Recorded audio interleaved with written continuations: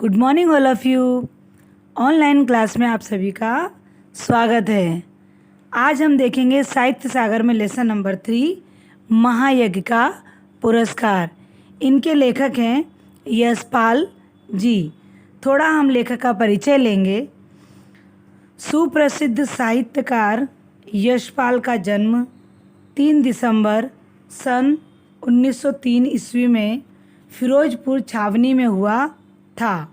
देश के स्वाधीनता संग्राम में उनकी महत्वपूर्ण भूमिका थी। विद्यार्थी काल में ही क्रांतिकारी दल से संबंध रखते थे। आपने विप्लव नामक एक पत्र भी निकाला था। आप भगत सिंह और चंद्रशेखर आज़ाद के संपर्क में आए। सशस्त्र क्रांति के राजद्रोह में अंग्रेजी सरकार ने इन्हें 6 वर्ष का कारावास दिया। जेल में रहकर ही इन्होंने लेखन कार्य किया। यशपाल की कहानी का प्रथम संग्रह पिंजरे की उड़ान नाम से प्रकाशित हुआ। अभिशप्त, ज्ञानदान, तर्क का तूफान आदि कहानी संग्रह हैं। इनके प्रसिद्ध उपन्यास झूठ सच, दिव्या, दादा, कामरेड आदि हैं। आपकी साहित्य सेवाओं के लिए आपको अनेक पुरस्कार प्राप्त हुए।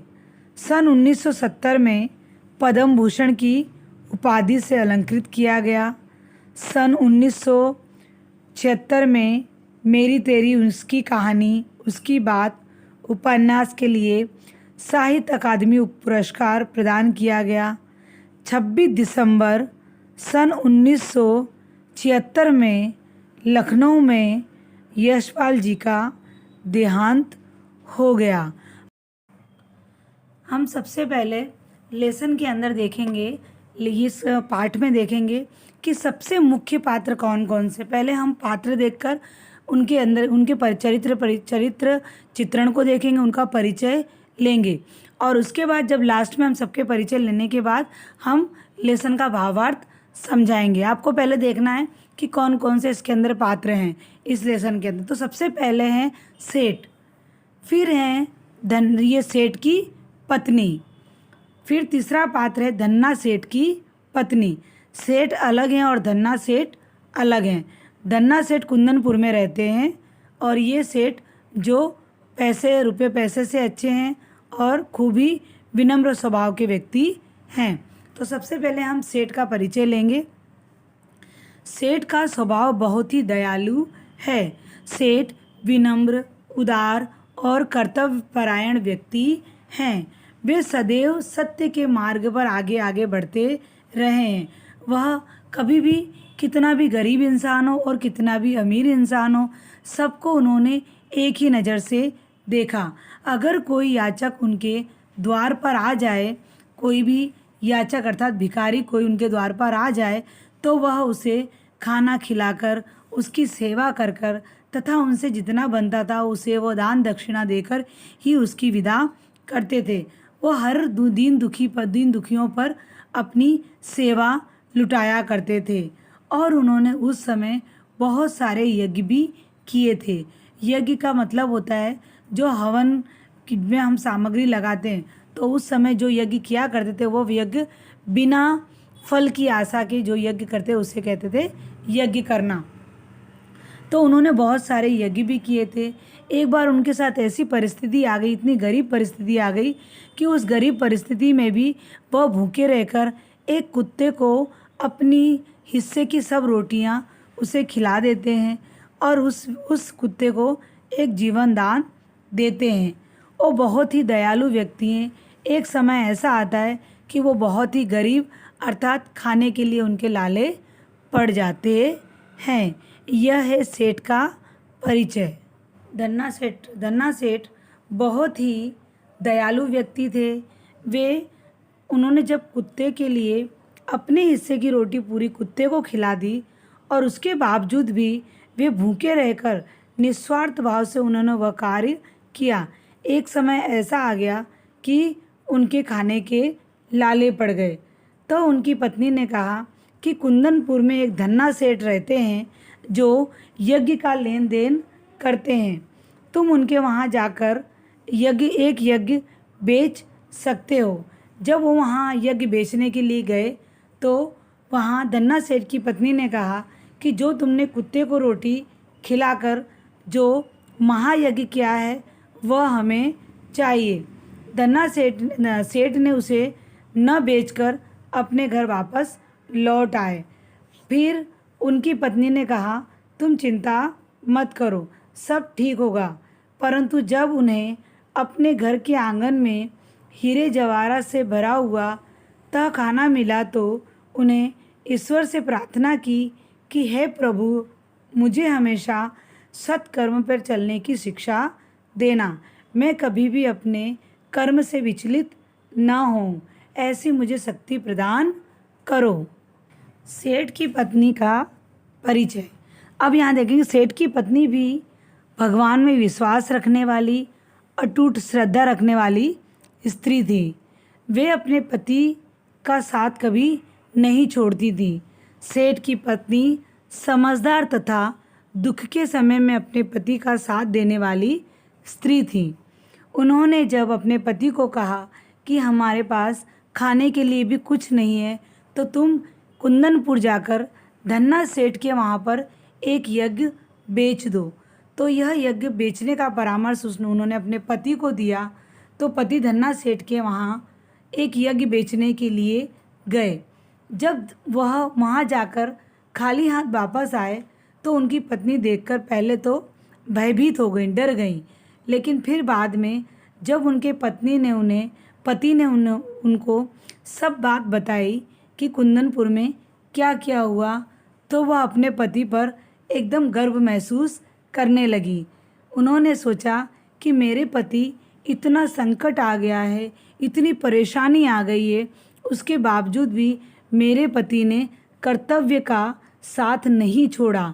इसलिए वे अपने पति पर बहुत ज़्यादा गर्वित हो उठती हैं तथा अपने पति को समझाती हैं कि तुम चिंता मत करो, तुम धैर्य रखो, भगवान सब कुछ अच्छा करेगा।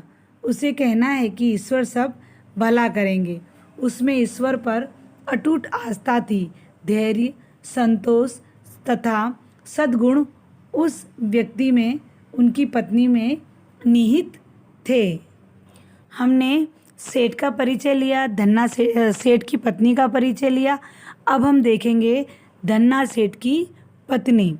धन्ना सेठ की पत्नी बुद्धिमती स्त्री थी, अर्थात उनके पास बहुत ज़्यादा दिमाग था।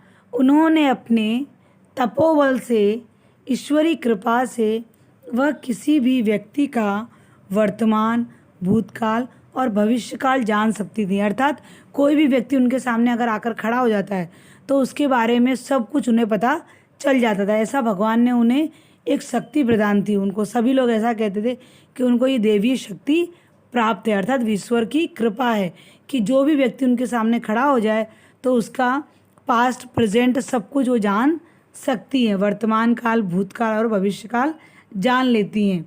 उसका यह विश्वास था कि प्राणी मात्र की सेवा करना तथा कर्तव्य पथ पर अडिग रहना ही सच्चा महायज्ञ है। उसने अपने तपोबल से ही सेठ के द्वारा उसकी पत्नी को सब कुछ पता चल जाता था। तो जैसे ही सेठ एक यज्ञ बेचने के लिए उनके पास आए, धन्ना सेठ के पास आए, तो उनकी पत्नी ने उन्हें देखकर ही सब कुछ बता दिया, सब कुछ जान लिया। तो जब सेठ ने भूखे कुत्ते को खाना खिलाया, बिना स्वार्थ के, बिना निस्वार्थ भाव के उन्होंने अपनी जितनी भी रोटियां थी सब रोटी उस कुत्ते को खिला दी। तो यह सब बात कौन जानता था? धन्ना सेठ की पत्नी, जिन्हें देवीय शक्ति प्राप्त थी। तो उन्होंने क्या कहा कि जो तुमने अभी महायज्ञ किया है, यानी जो तुमने अभी जो कार्य करके आए हो वो मुझे बेच दो, तो मैं वो तुम्हें उसका बदले का कुछ पैसा दे दूंगी। लेकिन सेठ को ऐसा लगा जैसे ये मेरी मजाक उड़ा रहे हैं। तो सेठ ने क्या किया कि वह यज्ञ न बेचकर वह वापस वहाँ से चले आए। भूखे रहकर दुर्बल कुत्ते की भूख शांत करने की घटना जान ली तथा समझ गई कि सेठ सद्गुणों से युक्त, कर्तव्यपरायण, विनम्र और दीन दुखियों की सहायता करने वाले व्यक्ति हैं। तो उन्होंने क्या किया कि वह सब कुछ जानने के बावजूद भी उन्होंने उनसे कुछ नहीं कहा और वो यज्ञ भी नहीं बेचा और वो वहाँ से वापस चल दिए। अब हम देखेंगे लेशन का भावार्थ अर्थात कथानक कि पूरे लेशन में क्या है। अब ध्यान से सुनिएगा सभी बच्चे कि एक सेठ थे जो बहुत ही पैसे वाले थे। जितने पैसे वाले थे उतने ही वे दयालु भी थे। वे बहुत ही विनम्र, उदार और धर्मपरायण व्यक्ति थे। वे कभी भी किसी भी व्यक्ति का बुरा नहीं चाहते थे, चाहे कोई गरीब व्यक्ति हो चाहे कोई अमीर व्यक्ति हो। जैसा भी व्यक्ति अगर उनके द्वार पर आता है तो वह उन्हें कभी खाली हाथ जाने देते नहीं हैं। कोई याचक, कोई भिखारी अगर उनके द्वार पर आ गया तो वे उन्हें खाना खिलाते थे, उन्हें आराम कराते थे, उनकी सेवा करते थे। उसके बाद उनसे जो दान दक्षिणा बनती थी वो उन्हें खूब दिया करते थे। उन्होंने अनेक यज्ञ किए थे और यज्ञ करने पर बहुत समय ऐसा था कि उन्होंने यज्ञ कर कर के बहुत, यानी उनके पास जितना पैसा था वो कभी भी ये नहीं सोचते थे कि मैं अपने पैसे को बचा के रखूं। वह क्या करते थे, जो भी दुखी लोग हैं उनको दिया करते थे और निस्वार्थ भाव से यज्ञ भी किया करते थे। एक समय ऐसा आया कि उनकी किस्मत ने पलटा खाया। वह जितने अमीर थे उतने ही वे गरीब हो गए। अब वो तो दाने दाने के लिए तरसने लगे। उनके पास न कोई रिश्तेदार आता था, न कोई मित्र आता था। उन्होंने उनके साथ सभी ने अपना मेल जोल बंद कर दिया, क्योंकि जिसके पास पैसा होता है लोग उसी के पास आते जाते हैं। अब सेठ के पास तो न पैसा था न खाने के लिए कुछ था। सेठ बहुत गरीब हो गए थे, तो जो सगे संबंधी थे, जो रिश्तेदार थे, सभी लोगों ने उनके वहाँ आना जाना बंद कर दिया, उनसे बोलना भी बंद कर दिया। कहते हैं ना, सुख के सभी साथी दुख में न कोई। तो सुख के तो सब साथी होते हैं, सब हमारे मित्र होते हैं, लेकिन दुख में उनका साथ सभी ने छोड़ दिया। अब तो सेठ और सेठानी अर्थात सेठ और सेठ की पत्नी दोनों ही दाने दाने के लिए तरसने लगे। उनके पास तो खाने के लिए भी कुछ भी नहीं बचा। उस समय ऐसा था कि जो यज्ञ करता था तो वो यज्ञ को बेचने का फल था, बेचना और लेना। यानी कोई गरीब व्यक्ति तो अगर उसका वो यज्ञ किसी ने किसी को बेच दिया तो वो यज्ञ के बदले वो जो यज्ञ होता था वो दूसरों के पुण्य में जमा हो जाता था और जो दूसरे लोग होते वो उन्हें पैसा दे के यज्ञ को खरीद सकते थे। तो उनकी पत्नी ने बहुत ज़्यादा, उनके घर में जब तंगी आ गई तो सेठ की पत्नी ने कहा कि हमने बहुत सारे यज्ञ किए हैं, तुम एक काम करो कि एक यज्ञ को तुम बेच दो और वह यज्ञ के बेचने से जो हमारे पास पैसा आएगा कम से कम थोड़े दिन खाने पीने को तो चल ही जाएगा। तो सेठ को लगा कि वह सही कह रही है, उसकी बात सही है। तो जहाँ वो रहते थे वहाँ से 10-12 किलोमीटर एक कुंदनपुर नामक गांव था।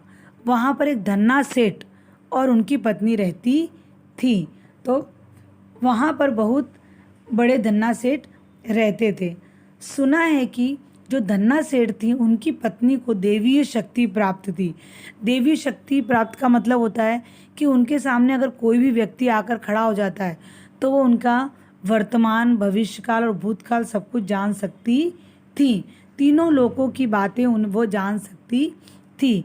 मुसीबत के समय सेठ ने इसी धनी सेठ को अपना एक यज्ञ बेचने का विचार बनाया और उसके घर की ओर चल पड़े।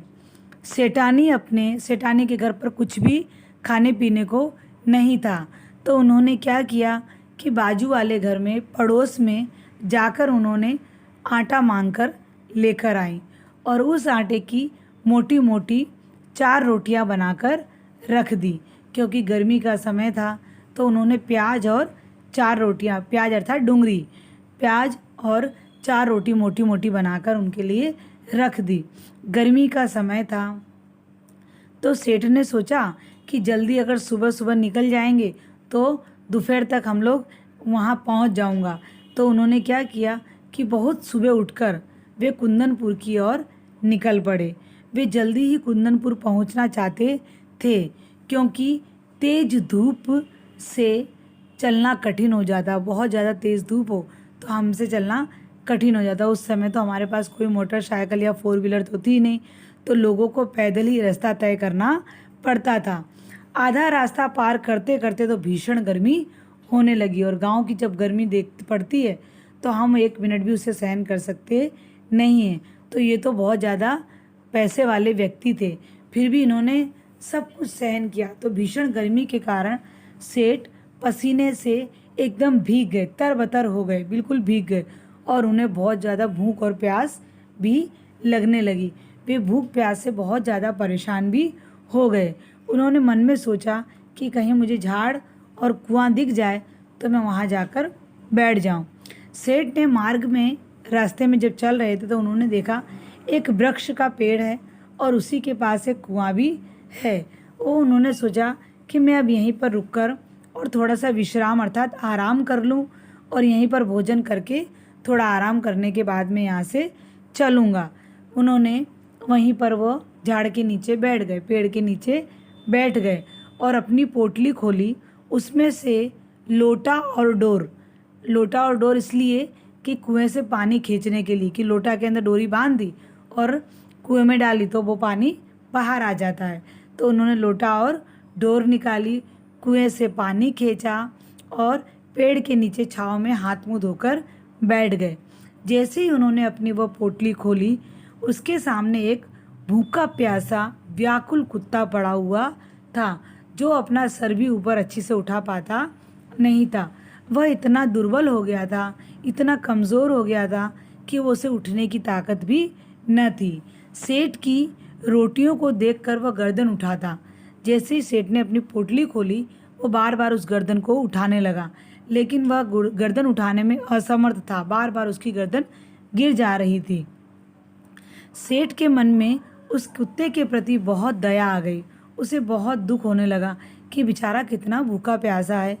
तो सेठ ने क्या किया कि जो एक रोटी उसने निकाली थी, वो एक रोटी के टुकड़े कर कर उस कुत्ते को खिला दी। कुत्ता थोड़ा सा अपना सर हिलाने लगा और ऐसा लगने लगा जैसे एक रोटी खाकर उसके शरीर में जान आ गई हो, शक्ति आ गई हो। वह मुंह उठाकर सेठ की ओर फिर से देखने लगा।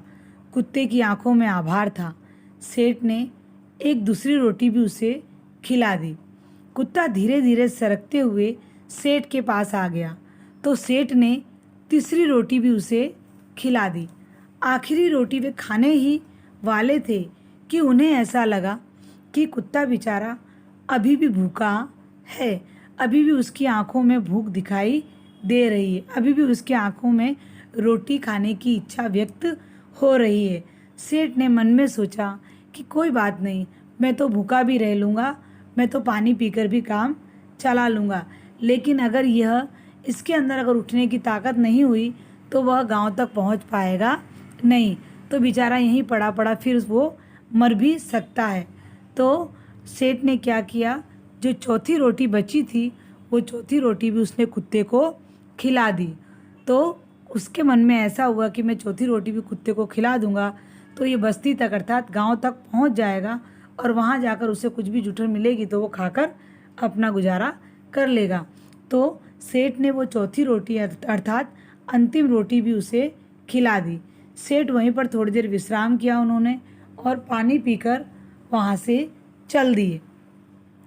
चलते चलते संध्या हो गई अर्थात शाम हो गई, और वह कुंदनपुर पहुँच गए।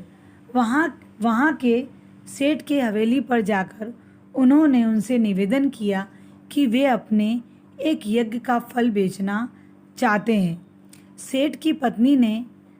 धन्ना सेठ की पत्नी ने सेठ को प्रणाम किया और कहा कि उनके आज किए गए महायज्ञ का फल खरीदना चाहती हैं। महायज्ञ का फल खरीदना चाहती है अर्थात जो उन्होंने कुत्ते की सेवा की थी उस यज्ञ की बात यहाँ पर ये धन्ना सेठ की पत्नी कर रही है। लेकिन धन्ना सेठ की पत्नी कह रही कि जो तुमने जो महायज्ञ आज किया वह हमें खरीदना है। तो सेठ ने सोचा कि जैसे वो मेरा मजाक उड़ा रहे, मेरा उपहास कर रहे हैं। उन्होंने तो बहुत समय से कोई यज्ञ ही नहीं किया था। निर्धन सेठ अर्थात गरीब सेठ और धन्ना सेठ की पत्नी में बहस हो गई। अंत में सेठानी ने समझाया कि उन्होंने जो भूखे कुत्ते को 4 रोटियां खिला दी वही आपका महायज्ञ था। इसीलिए मैं वही यज्ञ खरीदना चाहती हूँ। जो यज्ञ बिना यश प्राप्ति से धन दौलत लुटाकर किया गया यज्ञ सच्चा यज्ञ नहीं होता, लेकिन निस्वार्थ भाव से किया गया कर्म ही सच्चा यज्ञ होता है, अर्थात महायज्ञ होता है। जो तुमने उस कुत्ते को खिलाकर महायज्ञ जैसा काम किया है। सेठ ने सोचा, भूखे को भोजन देना तो सभी व्यक्तियों का कर्तव्य है, तो मैंने इसमें कौन सा यज्ञ किया या मैंने इसमें कौन सा नया कार्य किया, तो ये मुझे इस तरह से बोल रही हैं।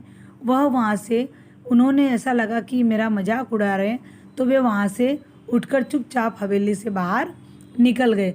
उन्होंने वहाँ कोई यज्ञ नहीं बेचा, क्योंकि जो यज्ञ वो मांग रही थी वो सेठ की नज़र में यज्ञ नहीं था। उन्हें ऐसा लगा कि यह तो सभी मनुष्य का कर्तव्य है, जो सभी मनुष्य को करना चाहिए। तो वो वहाँ से चुपचाप उनकी हवेली से निकल जाते हैं और कुंदनपुर के चबूतरे पे ही वह अपनी पूरी रात भूखे पेट निकाल लेते हैं। रात व्यतीत होने के बाद वह प्रातःकाल फिर से अपने घर की ओर चल देते हैं। अपने घर की ओर चलते चलते वह आखिर में अपने घर पहुंच जाते हैं। सेठ को खाली हाथ देखकर उनकी पत्नी पहले तो घबरा जाती हैं, पहले तो भयभीत हो जाती हैं, और फिर सेठ की पत्नी ने सेठ से पूछा, क्या हुआ, क्या धन्ना सेठ नहीं मिले? तब सेठ ने आरंभ से अंत तक की सारी कहानी अपनी पत्नी को सुनाई, अर्थात शुरू से क्या हुआ वह सब कहानी उन्होंने अपनी पत्नी को सुना दी। जब पत्नी ने यह सब सुना तो मन में सोचने लगी कि आपत्ति काल में भी मेरे पति ने कर्तव्य का पालन किया, कर्तव्य से वह विचलित नहीं हुए। यह जानकर उनकी पत्नी प्रसन्न हो जाती हैं, खुश हो जाती हैं और उनका सारा दुख दर्द गायब हो जाता है। उसे अपने पत्नी पर बहुत ज़्यादा गर्व होता है कि मेरे पति जैसा कोई नहीं है। इतना दुख आने पर भी वे अपने कर्तव्य से विचलित नहीं हुए। उस बात की उन्हें बहुत ही खुशी होती है और वह अपने सेठ के, अपने पति के चरणों की धूल अपने माथे पर लगा के कहती हैं कि तुम चिंता मत करो, भगवान सबका भला करते हैं, तो भगवान हमारा क्यों भला नहीं करेंगे। धैर्य रखो, क्योंकि हमने कभी किसी के साथ किसी प्रकार का अन्याय नहीं किया, तो भगवान भी हमारे साथ अन्याय नहीं करेंगे। तुम चिंता मत करो, सब कुछ अच्छा होगा। धीमे धीमे रात हो गई। तो रात के समय सेठानी अर्थात सेठ की पत्नी दालान था, मकान में अंदर, रूम के अंदर वह दिया जलाने के लिए जा रही थी। अचानक उन्हें किसी चीज़ की ठोकर लगती है, किसी चीज़ की, अर्थात दहलीज के ऊपर उन्हें ठोकर। जैसे वो रूम में जाती हैं, कमरे में जाती हैं दिया लेकर, वैसे ही उन्हें दहलीज पर किसी चीज़ की ठोकर लगती है। दिया आले में रखकर उन्होंने देखा कि दहलीज के पास का एक पत्थर ऊंचा उठा हुआ है। जब उन्हें ठोकर लगी तो उन्होंने दिया से ध्यान से देखा कि किस चीज़ से उन्हें ठोकर लगी। जब उन्होंने देखा तो दहलीज के पास का एक पत्थर उठा हुआ था, ऊंचा हुआ था, जिसके बीचों बीच एक लोहे का कुंदा था। लोहे का कुंदा अर्थात जो सांकड़ होती ना हम लोग दरवाजे में लगाते हैं, वह लोहे का कुंदा था, लोहे की सांकड़ लगी थी, जो उससे पहले उन्होंने कभी भी नहीं देखी, क्योंकि वो जिस घर में रहते थे उस घर में कभी भी ऐसी कोई चीज़ नहीं थी। लेकिन उन्हें ये इस चीज़ का आश्चर्य हुआ कि यह कहाँ से आया और ये कुंदा कैसा लगा हुआ है, जिससे सेठानी को ठोकर लगी। तो उन्होंने उसको ध्यान से देखा। सेठ को सेठानी ने बुलाया और कहा कि देखो जी, यहाँ पर यह क्या है। सेठ ने आकर देखा, उन्हें भी बड़ी हैरानी हुई। वह उस चीज़ का ढक्कन था, किसी चीज़ का ढक्कन था। सेठ ने उस कुंदे को पकड़कर उठाया। अब जो कुंदा हुआ था बीच में, जो सांकड़ जैसी थी, उसको सेठ ने क्या किया, उठाकर देखा तो पत्थर उठ गया, उनके हाथ से वो उठ भी गया। और जैसे ही वो उठा वैसे ही वहाँ से एक सीढ़ियाँ दिखाई दी, सीढ़ी दिखाई दी, उसी सीढ़ी के नीचे दोनों ही उतर गए। जब वे दोनों उतर कर देखा तो एक विशाल तह खाना था। तह खाना का मतलब होता है जो घर के नीचे जो रूम बना हुआ होता है, भौरा बोलते हैं उसे, जो भौरे में मकान बना होता है, उसमें जब वो उतर के देखा उन्होंने तो बहुत सारा हीरे जवाहरात भरे हुए थे, बहुत हीरे, सब पूरा जो रूम था, जो तहखाना था, पूरा चमक रहा था हीरे जवाहरात भरे हुए से। दोनों यह दृश्य देखकर दोनों हैरान रह गए। अचानक उन्हें एक आवाज़ भी सुनाई दी। जब उन्हें ऐसा लगा ये कहाँ से आया, तभी उन्हें एक आवाज़ सुनाई दी और वो आवाज़ ईश्वर की थी, ईश्वर की वाणी थी वो।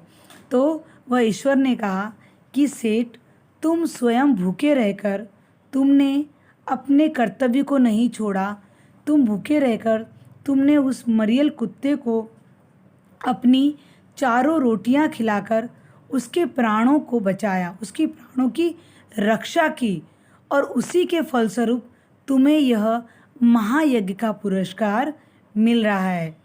तो सेठ सेठानी इस दिव्य वाणी को सुनकर दोनों धन्य हो जाते हैं, दोनों प्रसन्न हो जाते हैं और दोनों धरती के ऊपर अपने माथे को टेक लेते हैं और ईश्वर को प्रणाम करते हैं, और ईश्वर को प्रणाम करते हैं कि आपने इस महायज्ञ का पुरस्कार हमें दिया। और फिर सेठ कहते हैं कि सेठ, भगवान सेठ से कहते हैं कि मुझे ऐसी शक्ति दो कि मैं अपने कर्तव्य पर हमेशा अडिग चलता रहूं, सत्य मार्ग पे चलता रहूं, मुझे ऐसी शक्ति दीजिए। यह हुआ हमारे लेसन का भावार्थ। अब एक पॉइंट और देख लेंगे हम कि इस कहानी का उद्देश्य क्या था। तो आगे हम देखेंगे कहानी का उद्देश्य। कहानी का उद्देश्य में है कि यशपाल अर्थात लेखक हैं, यशपाल जी द्वारा रचित महायज्ञ का पुरस्कार में इसका उद्देश्य सिर्फ यही है कि यहाँ पर हम जो कोई भी कार्य करते हैं वह हम फल की इच्छा रखकर कार्य करेंगे तो वह फल कभी हमारा भगवान के पास पुण्य कर्म में गिनती नहीं होगा। लेकिन हम बिना फल की आशा के कोई भी कार्य करेंगे तो वह सच्चा यज्ञ होगा। निस्वार्थ भाव से प्राणी मात्र की रक्षा के लिए किया गया कर्म ही सच्चा यज्ञ होता है। जीवों पर दया करना तथा मनुष्य का परम कर्तव्य होता है। यही इस कहानी का मुख्य पात्र सेठ भी करते हैं कि गरीबी की स्थिति में भी वे स्वयं भूखे रहकर एक मरे हुए कुत्ते को, भूखे कुत्ते को अपना पूरा खाना दे देते हैं। वो सेठ इस कुत्ते को खाना देने के बावजूद भी वे अपने आप को ऐसा बड़प्पन नहीं समझते कि मैं भूखे रहकर मैंने किसी और को उसको जीवन दान दिया। वह उसको अपना बड़प्पन नहीं समझते, वरना वो समझते हैं कि यह काम तो हर व्यक्ति का कर्तव्य है कि उसके सामने अगर कोई ऐसा व्यक्ति या ऐसा कोई प्राणी दिखता है तो हर मनुष्य का ये कर्तव्य है कि वो इस कर्तव्य का पालन करे, तभी हमारा इस लेसन का मुख्य उद्देश्य माना जाएगा। तो वरना कर्तव्य समझा तथा ऐसे कर्तव्य के लिए अभावग्रस्त परिस्थिति में भी मूल्य स्वीकार न करके एक आदर्श स्थापित किया जा सकता है। यहाँ हमारा ये लेसन समाप्त होता है। यहाँ पर आप ये लेसन ख़त्म होने के बाद फिर भी आप ये लेसन की वीडियो देखने के बावजूद भी आप एक बार इस लेसन को अच्छी तरह से पढ़ लीजिएगा। सभी लोग इस लेसन को पढ़ना। और हार्ड वर्ड, अगर आपको कोई परेशानी होती है हार्ड वर्ड में तो अपनी वर्क बुक में पेज नंबर 30 नंबर के पेज पर आप देखोगे आपको सभी हार्ड वर्ड के आंसर अर्थ मिल जाएंगे। ठीक है, अब इसके बाद जब नेक्स्ट वीडियो मेरा आएगा तब हम लोग इसके क्वेश्चन आंसर्स सॉल्व करेंगे। इसी के साथ अस्तु, धन्यवाद।